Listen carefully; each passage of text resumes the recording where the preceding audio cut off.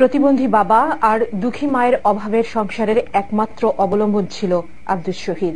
পরিবারের প্রয়োজন মেটাতে স্কুল ছেড়ে হোটেল বয়ের কাজ করে 12 বছরের শিশুটি 28 ফেব্রুয়ারি সাঈদী মুক্তি আন্দোলনের মিছিল দেখতে এসে পুলিশের গুলিতে প্রাণ হারানো এই শিশুর পরিবারে এখন শুধুই হাহাকার। শহীদ ছাড়াও সাতকানিয়ার পুলিশের গুলিতে হতাহত শখানেক মানুষের অবস্থা ঠিক একই রকম। চট্টগ্রামের সাতকানিয়া লোহাগড়া ঘুরে এসে নাসরুল আলমের ক্যামেরায় বিস্তারিত জানাচ্ছেন গোলাম মাওলা মুরাদ। 3 পর্বের ধারাবাহিকের আজ দেখুন প্রথম পর্ব।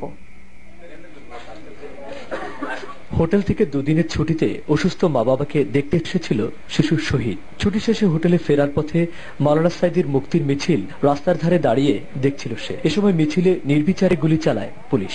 সেই নির্মম বুলেটে এফোড় হয়ে যায় শহীদের ছোট্ট নরম শরীরটা।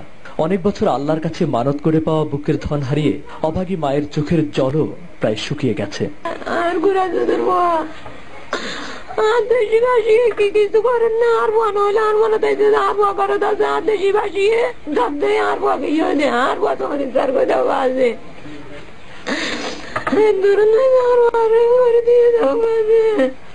শুধু শহীদ নয়, ঐতিহ্যগতভাবে ধর্মপ্রাণ এলাকা সাতকানিয়ায় সপ্তাহব্যাপী সাঈদী মুক্তি আন্দোলনে নিহত হয় 5টি তাজা প্রাণ। পুলিশের গুলিতে দীর্ঘদিনের খেলার সাথীকে হারিয়ে সতীর্থ শিশুরাও এখন নীরবে নিভৃতে চোখের জলে বুক ভাসায়।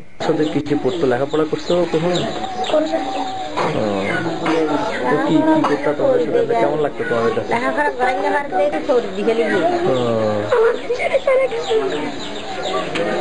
তোমাদের মতো একটু বয়স না? সাধারণ মানুষের উপর পুলিশের এমন নির্মমতায় ক্ষুব্ধ প্রতিক্রিয়া জানান স্থানীয় জনপ্রতিনিধিরাও। এত বেশি ইমোশনাল হয়ে গিয়েছিল যে নিজেদেরকে কোনোভাবেই ঘরের মধ্যে রাখতে পারছিল না। যেই দেশের জনগণের ট্যাক্সের টাকা দিয়ে এত বিশাল পুলিশ বাহিনী এবং রাষ্ট্রের প্রত্যেকটা খাতে পরিচালিত হয়, কোন বুকের পাটা নিয়ে যে জনগণের উপর এভাবে হায়নার মতো ঝাঁপিয়ে পড়বে। এমন কত শিশুর প্রাণহানি হলে পুলিশের ঘাতক বুলেট থেকে রক্ষা মিলবে অসহায় নিরীহ মানুষের? এমন প্রশ্নই এখন নিভৃত পল্লীর হাজারো মায়ের। গোলাম মাওলা মুরাদ, দিগন্ত টেলিভিশন, সাতকানিয়া, চট্টগ্রাম।